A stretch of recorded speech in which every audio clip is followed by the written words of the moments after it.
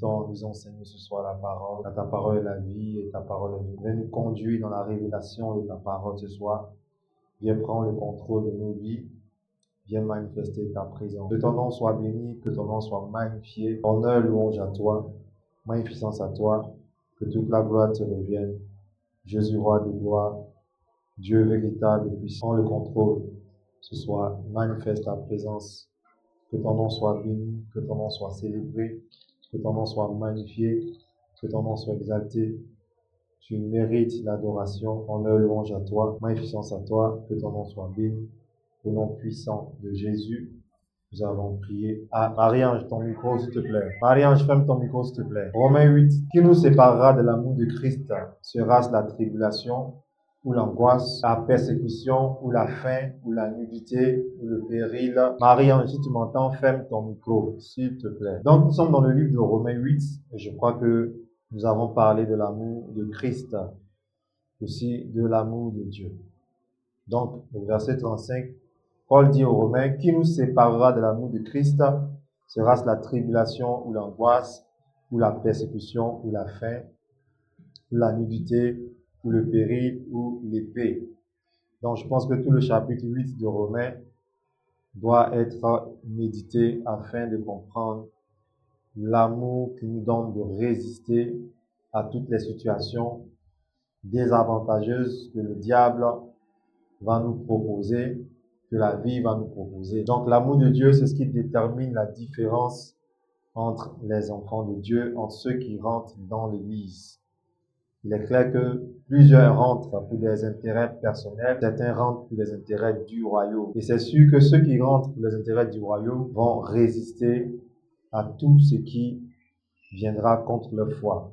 Malheureusement, ceux qui rentrent pour leurs intérêts personnels ne pourront pas résister à la persécution, à l'angoisse, à la faim, à la nudité, au péril et à l'épée.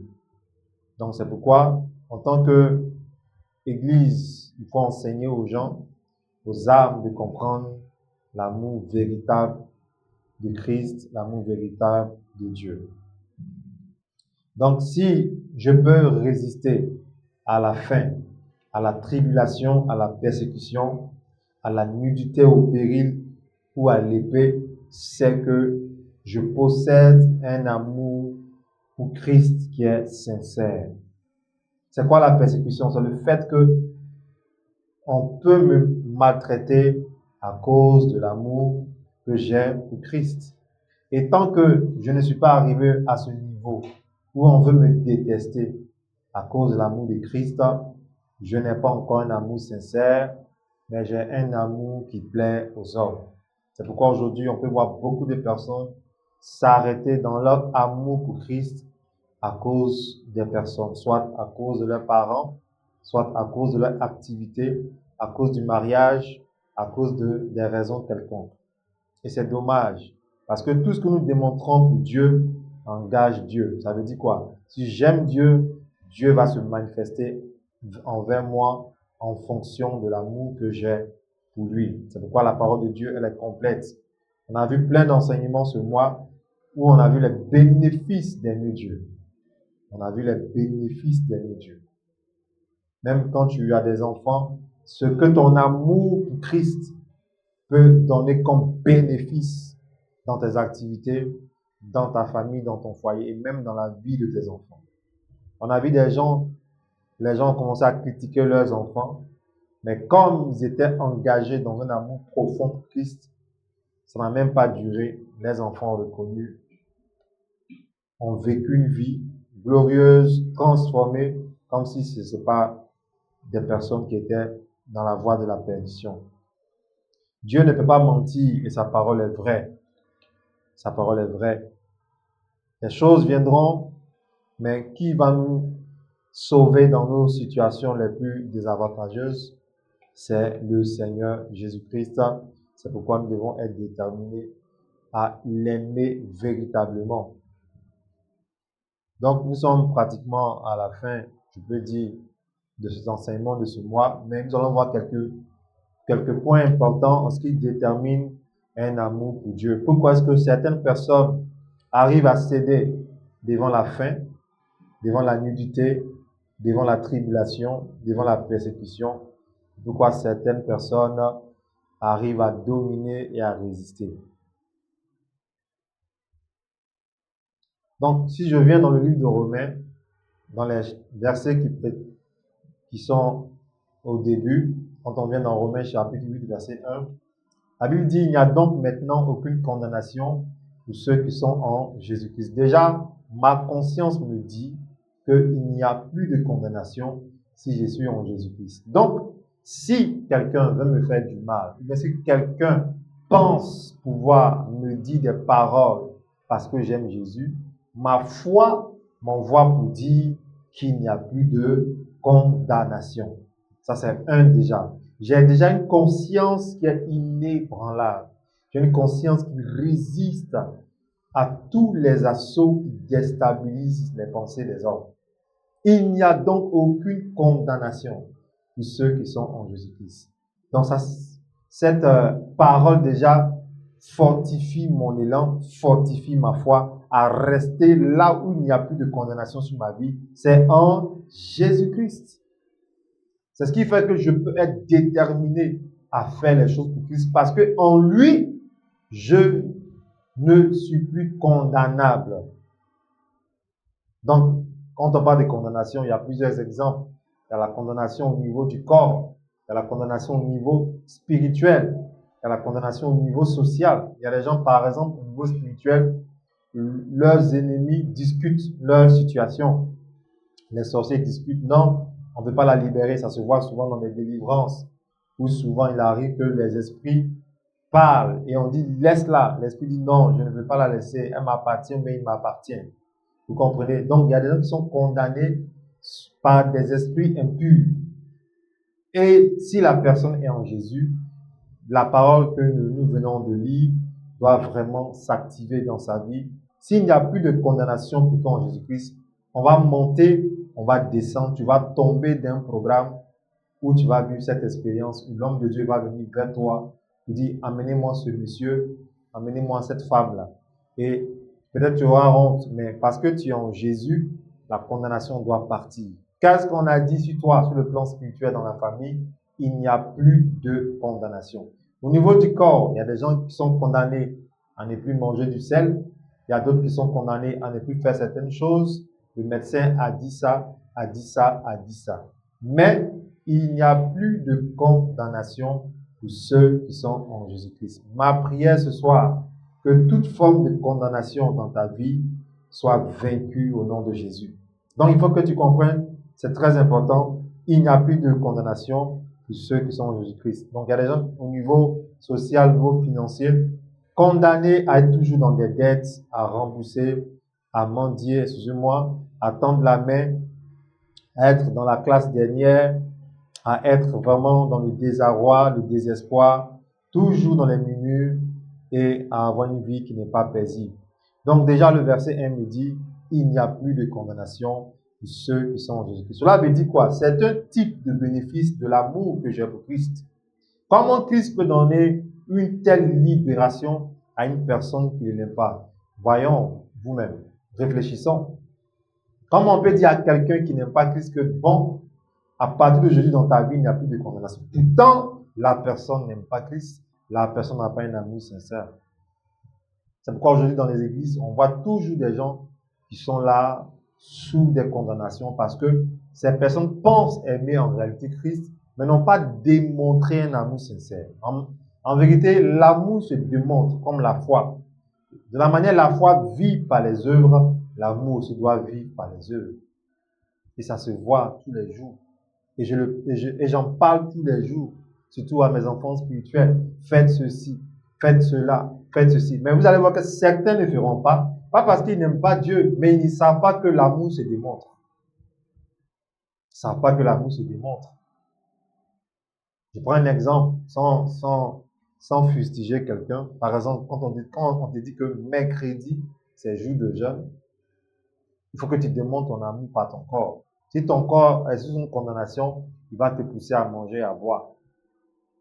Et si ton corps n'est plus sous une condamnation, tu vas attendre 20 heures après le culte du soir pour boire de l'eau et pour manger. Parce que tu veux exprimer, tu veux démontrer que tu es dans l'amour de Jésus. Et donc, la parole qui dit il n'y a plus de condamnation va se manifester dans ta vie. Par exemple, le dimanche qui vient, c'est notre culte d'action de grâce. Comment tu veux qu'on te dise que tu dois venir dire merci à Dieu? Mais tu vas voir, certains ne feront pas. Pas parce qu'ils n'ont pas les moyens, pas parce qu'ils n'ont rien à donner à Jésus. Mais c'est tout simplement qu'ils ignorent que Jésus a fait pour eux des choses dans le mois de mai et ils doivent lui être reconnaissants à l'instruction donnée aux serviteurs de Dieu. Frères et sœurs, il n'y a plus de condamnation pour ceux qui sont en Jésus-Christ. Dans la révélation aussi, pour ceux qui aiment Jésus-Christ. Donc c'est facile de prier pour une dame dans sa famille. Les esprits de famille l'ont emprisonnée. Elle n'a pas droit à des fiançailles. Ou bien si elle est en concubinage, elle n'a pas droit à la dot ni au mariage. Si cette personne démontre un amour sincère pour Jésus, c'est une question de temps.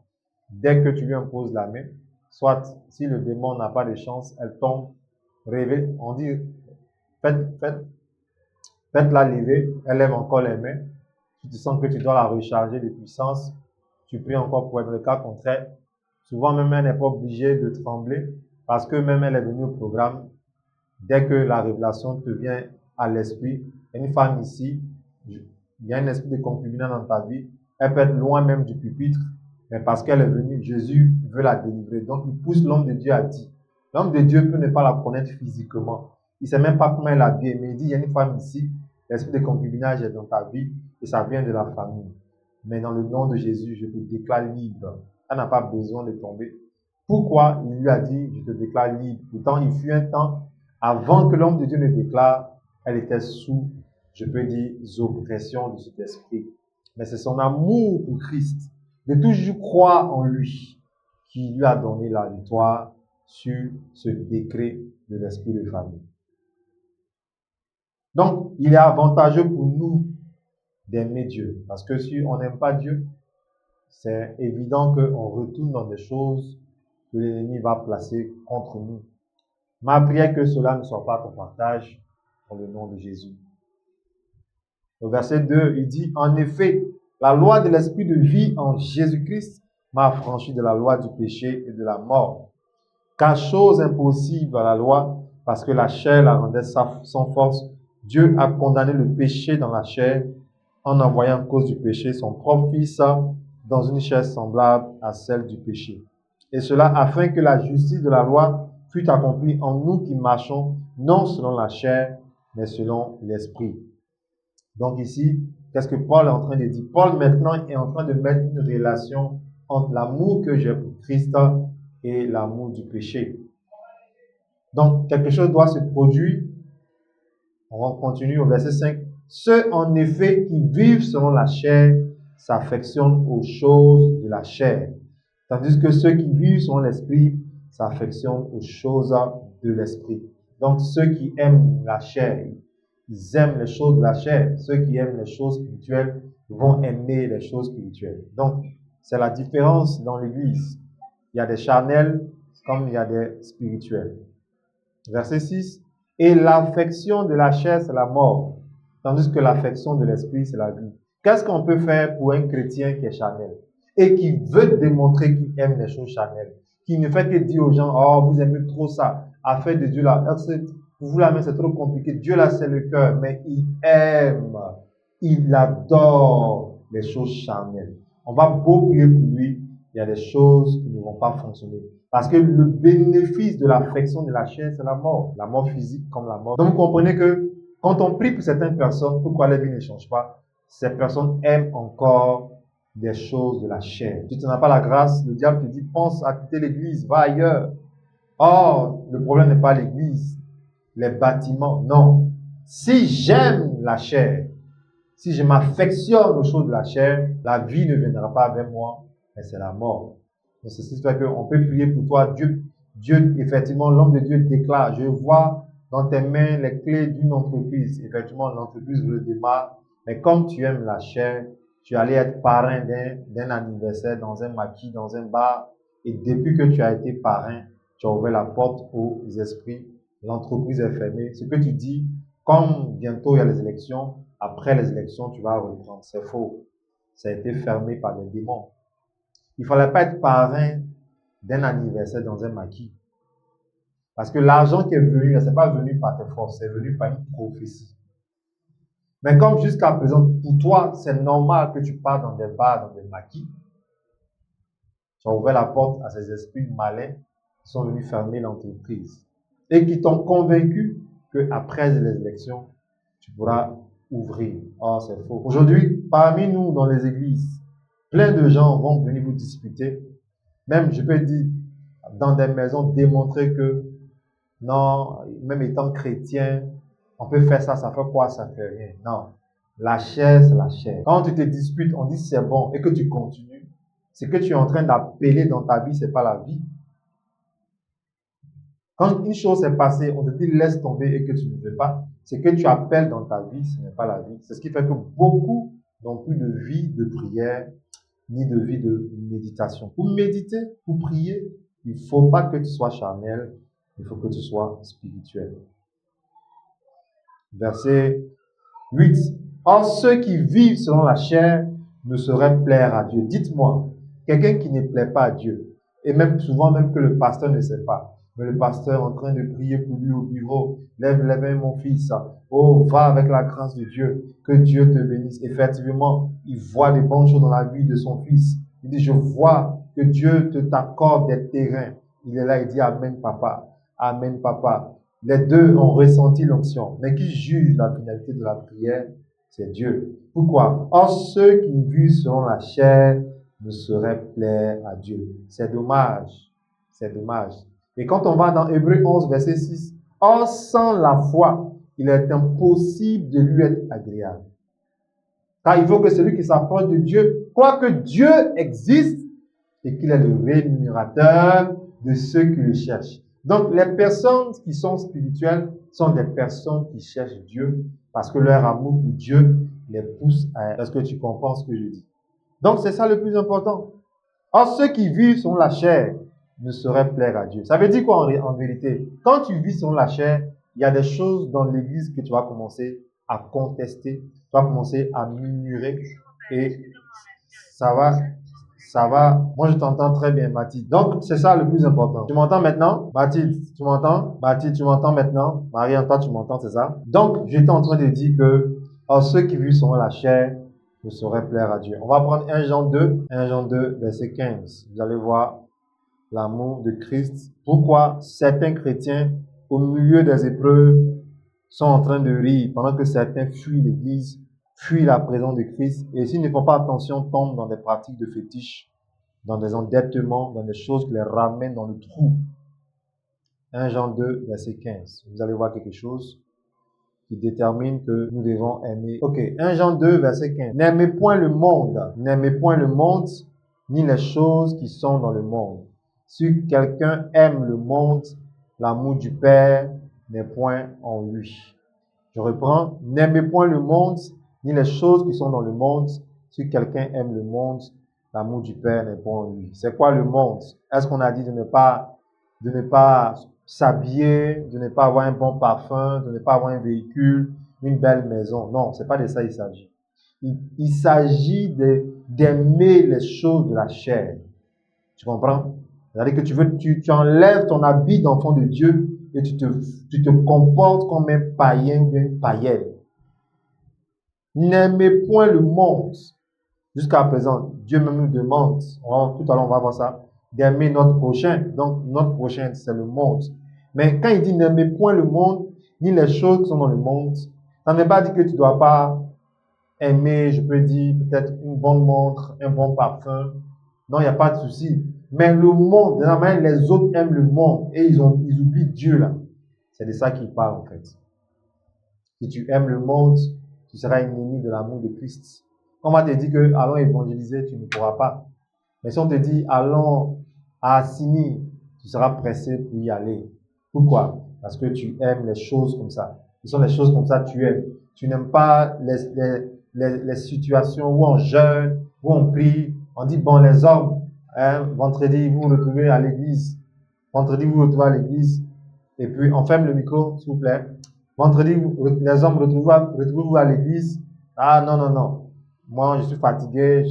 Mais si on te disait qu'il y a Solibra qui fait un truc plein air, tu allais être là-bas jusqu'à 4 heures du matin. Donc, voici, ceux qui disent, je ne comprends pas ma vie, est-ce que tu n'es pas encore dans l'amour du monde? Est-ce que ton amour pour Jésus-Christ, je peux dire, est intact? Et quand je parle de ça, c'est pas que ceux qui aiment Jésus-Christ sont les super saints. Non. Dieu sait que nous sommes pécheurs et nés dans le péché. Mais la différence, ce sont les actes que nous posons, c'est le cœur que nous démontrons. Sinon, ceux qui aiment Jésus ne sont pas plus saints, sont pas les plus saints, mais ils démontrent que de eux-mêmes, ils ne peuvent pas vivre la sainteté. Mais ils cherchent à plaire au Seigneur et ils ne sont plus dans les choses de la chair.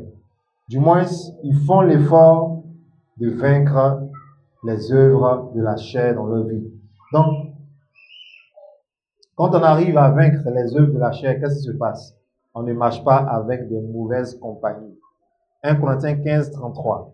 Jusqu'à présent, il y a des chrétiens et des chrétiennes qui ont des mauvais amis, des amis du monde dans leur vie et qui veulent démontrer que c'est normal. Non, c'est un péché.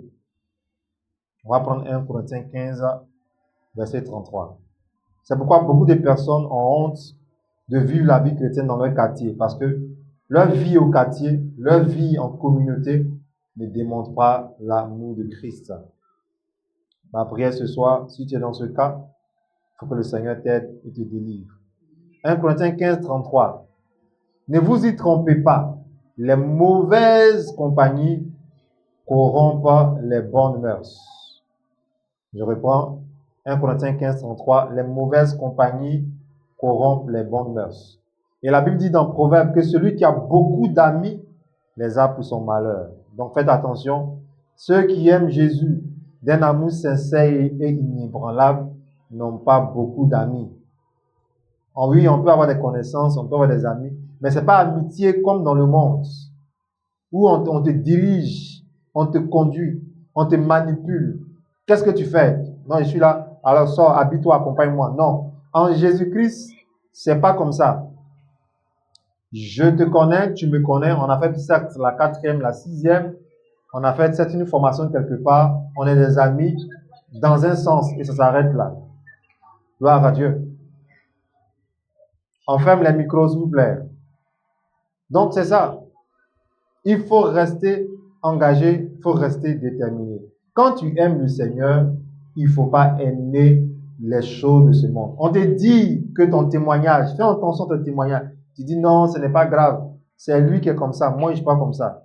Tu marches jusqu'à présent avec des gens qui ne confessent pas le Dieu que tu pries. Donc c'est lui qui aime, gloire à Dieu. Donc, il faut comprendre cela, c'est très important. Je vais m'arrêter là à cause de notre point du jour, à cause de la prière. On a commencé à 13 heures, mais donc c'est très important. Nous devons rester déterminés et engagés. L'amour de Dieu, l'amour de Christ, au milieu de tous les soucis, au milieu de toutes sortes de situations, nous devons garder une attitude agréable. Nous devons garder une attitude agréable. Nous devons être déterminés parce que c'est la volonté de Christ, la volonté de Dieu. Gloire à Dieu. Quelle est l'attitude que tu dois avoir? L'attitude que tu dois avoir quand tu es un amoureux de Christ. Psaume 30, verset 5. Chantez à l'Éternel, vous qui l'aimez. Chantez à l'Éternel, vous qui l'aimez. Célébrez par vos louanges sa sainteté. Gloire à Dieu. Chantez à l'Éternel, vous qui l'aimez. Célébrez par vos louanges sa sainteté. Psaume 31, verset 24. Aimez l'Éternel, vous qui avez de la piété. L'Éternel garde les fidèles et il punit sévèrement les orgueilleux. Aimez l'Éternel, vous qui avez de la piété. L'Éternel garde les fidèles et il punit sévèrement les orgueilleux. Madame Tasseret, tu es à l'écoute ou bien tu es dans la cuisine? Marie-Ange, j'essaie de la contacter parce qu'elle est brûlée de sa casserole. Elle va pas m'inviter après. Gloire à Dieu. Je vais faire sauce là, je vais pas goûter aussi. C'est pour Tasseret juste. Donc je disais, aimez l'Éternel, vous qui avez de la piété. L'Éternel garde les fidèles et punit sévèrement les orgueilleux. Aimez l'Éternel, vous qui avez de la piété. Aimez l'Éternel. Ça veut dire quoi? Si j'aime Dieu, il va me garder. Aimez l'Éternel. Mais ça commence par quoi? Chantez à l'Éternel, vous qui l'aimez. Quelle que soit la situation, qu'est-ce que je dois faire? Je dois garder ma relation avec Jésus. Je dois chanter son nom. Chantez à l'Éternel. Il n'a pas dit chanter quand tout va bien. Chantez quand vous n'êtes pas attaqué, quand vous ne rencontrez pas une situation, je peux dire alarmante. Chantez à l'Éternel. Vous qui l'aimez, pas tout le monde. Si tu ne l'aimes pas, pardon, il faut garder tes cantiques. Parce que ça donne l'impression qu'on te force. Vous savez que Dieu n'aime pas les choses où ça donne l'impression qu'on vous force. Gloire à Dieu. Non, non, non. C'est pourquoi même quand tu fais ton offrande, il dit qu'il faut donner ça avec la joie. Comme je l'ai dit aujourd'hui à 13h.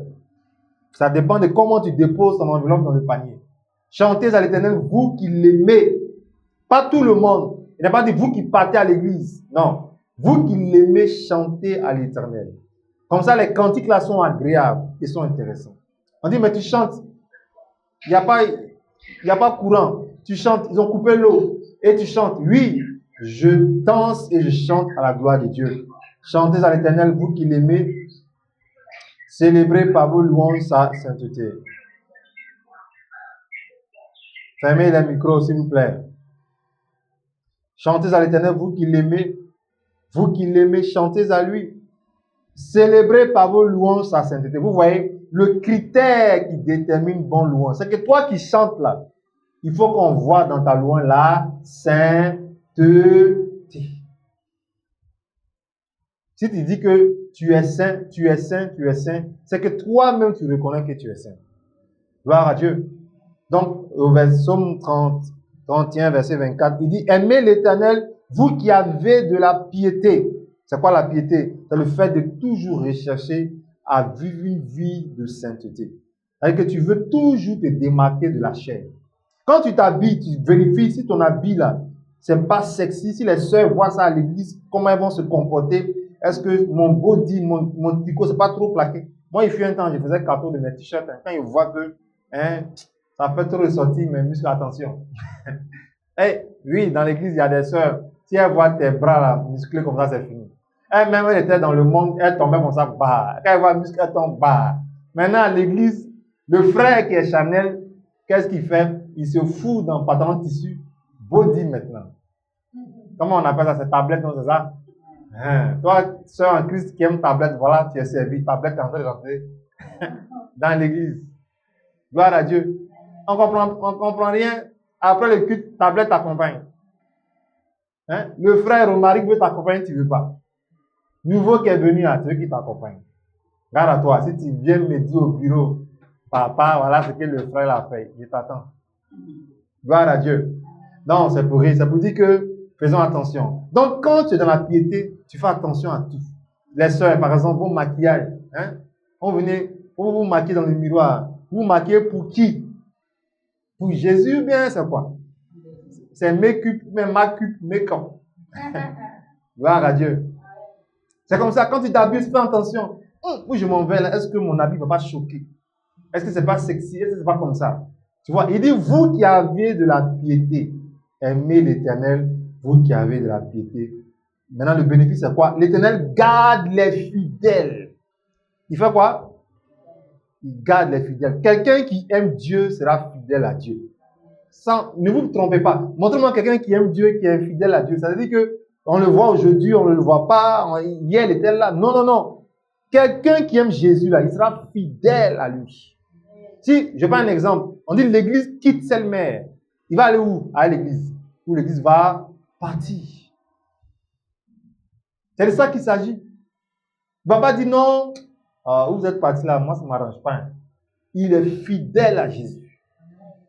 Et souvent même le diable, qu'est-ce qu'il fait? Il crée ce qu'on appelle un scandale dans l'église. Souvent ça peut être même sur le pasteur, bien sur sa femme, bien sur l'enfant du pasteur. On dit la fille du pasteur, tu n'es pas au courant de quoi? Lui-même il dit c'est bon, je ne veux pas entendre dans mes oreilles. Ça c'est dans un foyer là-bas.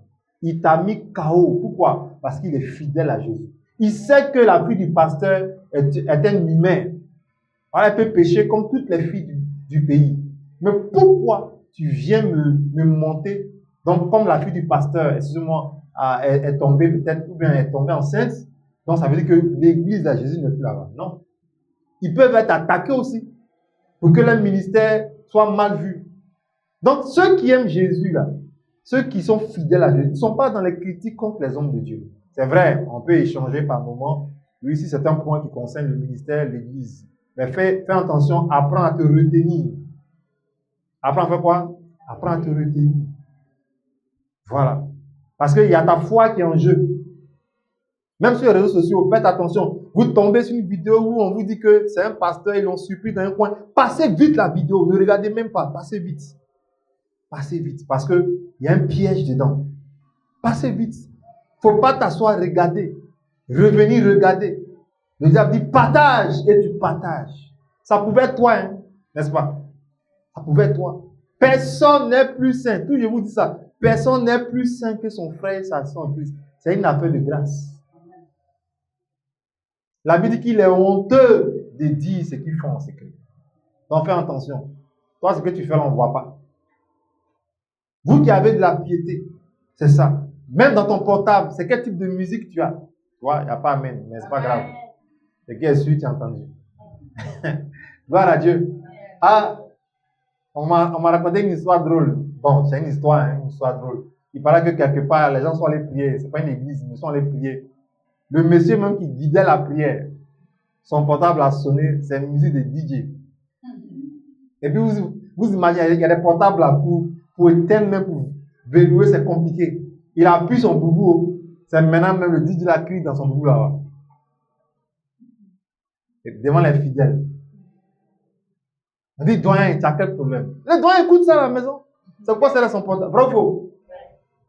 Il dit, là où il y a ton cœur, dit le Seigneur Jésus-Christ, là où il y a ton cœur, va se trouver ton trésor. Mais si tu veux, là où il y a ton trésor, il y aura ton cœur. Si mon cœur ou bien mon trésor est en Jésus, je vais l'aimer. Nous ne suivons pas un Dieu qui est un plaisantin. Nous avons un Dieu qui est fidèle et tout puissant. Gloire à Dieu. Regarde comment on a prié aujourd'hui à 13h. Parlant comment on appelle ça, de la santé des gens. Ah, et toi aussi, c'est pas de l'amusement. Pendant qu'on prie là, il vient effectivement, il fait le scanner. Lui, il sait dans quelle partie de ton corps il y a un virus, bien il y a un microbe qui allait se placer et il va se déclencher dans 2 ans, dans 1 an. Et l'homme de Dieu dit, tout ton corps, touche-le, touche-le. On a demandé aux gens à 13h de se toucher tout à l'heure. On va faire les mêmes prières encore afin que les autels soient vraiment dépouillés en ta faveur dans le nom de Jésus. Gloire à Dieu. Dans ma prière, que tu comprennes la puissance de Jésus-Christ. Amen, amen. Donc, on a un bénéfice, on gagne beaucoup à démontrer que nous l'aimons et lui, il va nous retourner, je peux dire, son amour. Amen. Dans Proverbe, il est dit, j'aime ceux qui m'aiment. Proverbe 8, verset 17, si je ne me trompe pas. Elle dit, j'aime ceux qui m'aiment. Et avec moi sont les biens durables. Si tu aimes Jésus, tu auras des choses qui vont durer dans ta vie. Il va menacer le dévoreur. Montre-moi quelqu'un qui aime Dieu, qui ne donne pas dîme. Ça, il n'y a pas amen, mais ce n'est pas grave. Parce que le niveau CP1 de la richesse. Quel est ce Dieu qui aime me voir dans la misère, qui aime me voir bloqué financièrement? Les gens me promettent des choses, mais eux-mêmes après, ils me bloquent sur leur portable, je ne comprends pas. Frère, est-ce que tu donnes tes dîmes à Jésus? C'est tout. D'après mon père spirituel, on ne prie pas pour avoir l'argent. Lui, il a pris 3 jours pour aller prier. Dernier jour, Dieu l'a dit, petit, David, on ne prie pas pour avoir l'argent. Il a crié, yeah, je serai plus pauvre. Vous n'étiez pas là.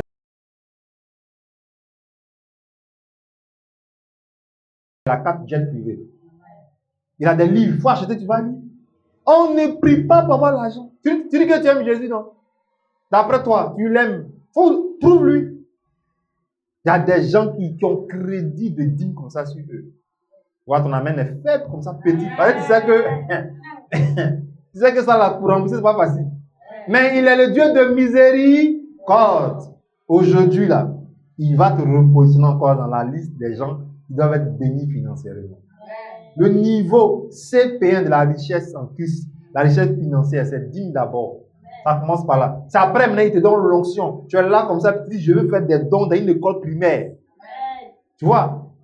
Dieu me met à cœur de faire des dons quelque part. C'est que tellement l'abondance est sur toi, maintenant tu as dépassé 10 maintenant. Mais si tu ne commences pas, le dévoreur est là, il dit, apportez dans la maison toutes les 10 000 les offrandes. Frère, les crises sont en train de venir dans le monde, partout dans le monde entier. Les enfants de Dieu qui seront dans l'alliance. Quand tu aimes Jésus, tu es dans son alliance. Des gens ont dit, moi je m'engage à payer la facture de l'électricité de l'église. Dans le secret, le pasteur sait, la femme sait. Mais leurs enfants sont bénis. Vous gagnez à aimer Jésus. Parce que les esprits de famille, côté papa et maman, sont activés depuis longtemps. Avant que tu tombes dans la famille, ils sont déjà activés. Ils sont les seigneurs de la famille. Tu vas aller où? Si tu n'es pas en Jésus-Christ, tu finis comme tout le monde. Tu finis comme tout le monde. Mais si tu es en Jésus, il t'appelle à une vie d'honneur et de gloire. Gloire à Dieu. Et tu dois lui prouver que tu l'aimes. Tu dois renoncer à ton ancienne vie. Et tu dois vivre pour lui. Il a demandé à Pierre, vous aussi, vous êtes là? Pierre a dit, à qui irons-nous? Tu as les paroles de la vie. Si tu l'aimes, il faut aimer sa parole. Parce que c'est sa parole qui va te démontrer la foi en le nom puissant de Jésus. Gloire à Dieu. Et si tu l'aimes, qu'est-ce que tu vas faire? Tu vas lui parler. Vous connaissez quelqu'un qui aime une personne qui ne lui parle pas? Vous connaissez un couple qui vit dans la même maison qui ne se parle pas? Vous devez parler. Et parler à Jésus, c'est quoi? C'est prier. Vous devez prier. Vous devez faire quoi? Vous devez prier. Si ta vie de prière a pris un coup, il faut ce soir demander pardon à Jésus. Il faut lui demander de t'aider. Il est l'ami fidèle. La Bible dit, n'attristez pas le Saint-Esprit. Mais quand tu t'en fous, ça fait un bon moment, ça fait peut-être 3 jours pour certains, peut-être même une semaine pour certains. Il paraît que peut-être il y a d'autres mois, ça fait un mois. Quand l'ampoule de prière a été cassée même, ils ont enlevé même la douille. Ah, il fallait chercher un électricien, un ange pour venir replacer le fil, pour faire le rebranchement. Parce que si tu ne parles plus à Jésus, ça veut dire que tu es en train de prendre ta vie en main. Tu t'en fous du ciel. Donc quand tu comptes sur ta propre force maintenant, c'est dangereux. C'est très dangereux. Il y a des gens qui sont là comme ça et puis un matin, problème de police est tombé sur eux.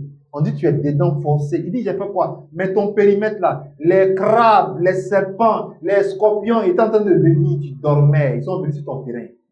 Ils ont quitté le terrain du voisin, ils sont venus sur ton terrain. La vie est spirituelle et chacun a un territoire. C'est celui qui est veillé dans la prière qui surveille son territoire. Tu ne peux pas venir t'asseoir sur mon terrain. Bravo. Des gens sont venus dans cette église-là, non pas pour que l'œuvre avance, mais ils sont venus pour que l'œuvre tombe. Eux-mêmes ont été dégagés. On s'en fout de combien on est. Tu rentres ici, tu viens pour que ta vie change. On dit, on vous donne 3 mois. Jésus changeait de vie. 3 mois, tu t'assois, ta vie change. Mais si tu viens ici pour foutre, je ne sais pas quoi, dégager comme bille. Gloire à Dieu. C'est ça la prière. Tu dois lui parler, tu dois l'aimer. Prier à 5 heures, 13 heures. Il faut être engagé. Toi-même dans ta maison, il y a des moments même, tu ne fais rien. Il faut prendre ces moments-là pour prier. Il faut avoir une intimité, une relation personnelle. Quand tu sors comme ça, les esprits, les démons de la journée, ils te voient, ils te laissent passer. Où ils ont créé accident. Ils disent, attendez. Il y a un feu qui arrive. Dès que tu passes, l'accident a lieu. Priez. Hein? Oui, c'est vrai, l'homme de Dieu prie pour toi, mais toi-même, il faut que tu pries. Là où tu es, reçois l'esprit de prière. Reçois l'esprit de prière dans le nom de Jésus. Gloire à Dieu. Donc, c'est l'amour de Dieu qui doit t'emmener à prier. Si tu as des enfants, venez, on va prier. Au moins 5 minutes. Quand tu connais un peu la mentalité, souvent trop habitué, venez, on va prier. Un peu. Toi, termine par la prière. Un peu. Tu es en train de former une armée de prière. Gloire à Dieu. C'est ça, tu leur démontres l'amour de Jésus. Amen. Et quand tu pries beaucoup, il va te pousser dans ce qu'on appelle l'intercession. Il va t'emmener à un niveau maintenant supérieur qu'on appelle l'intercession. Maintenant, tu pries pour les gens, ou bien tu pries pour l'église. Ah, là-bas, tu reçois un double salaire. Tu reçois quoi? Double salaire. Il y a toi-même tes prières personnelles. Maintenant, tu pries pour les autres. Imaginez un chrétien qui prie pour sa famille. Va entendre ce qui se passe dans sa famille. Il y a le jugement là-bas. Il y a les délivrances qui s'opèrent. Si tous les chrétiens priaient pour leur famille, Montre-moi quelqu'un qui allait rester dans le monde. Ça n'existe pas. Si chaque personne priait pour ses collègues, montre-moi une entreprise qui allait tomber en faillite. Si dans les couples, là, les conjoints priaient pour leurs conjoints, montre-moi quelle gloire qui allait manquer à leur mariage. Gloire à Dieu. Chacun de nous doit se réveiller dans la prière. Tu es dans un département de l'église, souvent, fais ta liste de sujets de prière, prie pour tes frères dans le département. Demande à Dieu de bénir. Si tu connais des gens, la sœur, elle veut un enfant, elle n'est pas encore mariée, demande à Dieu de lui accorder le mariage et elle va enfanter. Parce que si tu pries pour enfant, elle est capable d'aller glisser quelque part. Tu vois? Il faut prier pour les frères qui sont là. Prie pour le pasteur. Il y a des gens qui sont dans le secret. On pense que il a 8 personnes qui payent, qui prient pour lui spécialement. Parce que le ministère, ce n'est pas du jeu. Et imagine quand le Seigneur te voit en train de prier pour les hommes de Dieu, ou bien pour les pasteurs où tu vas, dans l'église, tu pries pour l'homme de Dieu. Souvent même, il ne sait même pas. Moi, je connais des églises même, le pasteur ne sait même pas. Mais il sait que dans l'assemblée, il y a des frères, il y a des femmes. Généralement, c'est les femmes qui aiment faire ça. Elle a pris le fardeau de prier pour le couple pastoral. Donc, quand les sorciers dans l'église viennent, ils lancent les missiles là, il n'y a jamais de divorce entre lui et sa femme. Le conseil, quand un sorcier vient, le conseil, lui-même fuit. Parce que dans l'église, il y a des gens qui sont à genoux pour le ministère du monsieur. Et souvent, quand ils ont la grâce, Dieu se révèle à lui. Il est béni dangereusement. Gloire à Dieu. Mais ne fais pas ça pour attendre quelque chose en retour. On ne prie pas pour aller dire, toi là, je vais te voir. 2 jours là, je prie pour toi. Si Dieu te bénit, si tu m'as oublié, on ne fait pas ça. C'est un fardeau. C'est quoi? C'est pourquoi beaucoup de personnes ne peuvent pas être appelées à l'intercession. Parce que l'intercession, c'est un fardeau. Quand tu finis de prier avec un nom, il met encore un nom dans ton esprit. Quand tu finis avec ce nom, il envoie encore un nom. Tant que tu n'as pas dit Amen, j'arrête la prière là. Il envoie des noms seulement. Même le pays où tu es, la ville où tu te trouves, a besoin de ta prière. Est-ce que tu le sais? Si tu pries pour le pays où tu es, si tu pries pour la ville où tu te trouves, il y a des grâces que les autres n'ont pas. Toi, tu dois avoir ça d'abord en premier. Voilà. C'est toi qui dois avoir ça d'abord en premier. Seigneur, je prie que dimanche qui vient, des gens partent à l'église. Aïe, tu pries comme ça. Ton salaire là cache. Si tu as des enfants, montre-moi un qui ne va pas aller à l'église plus tard.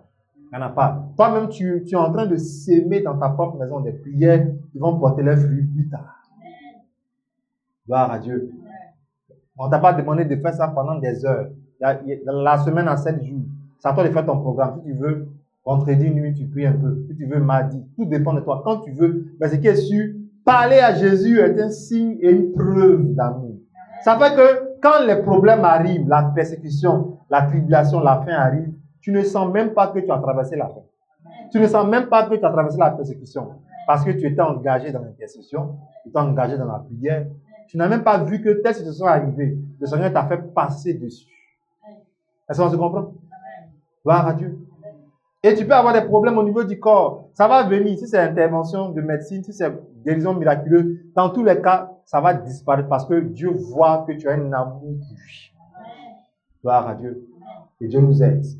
Acclame puissamment le Seigneur.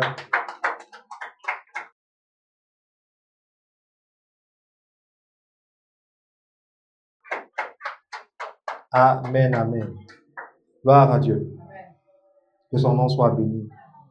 Que son nom soit célébré. Que son nom soit magnifié.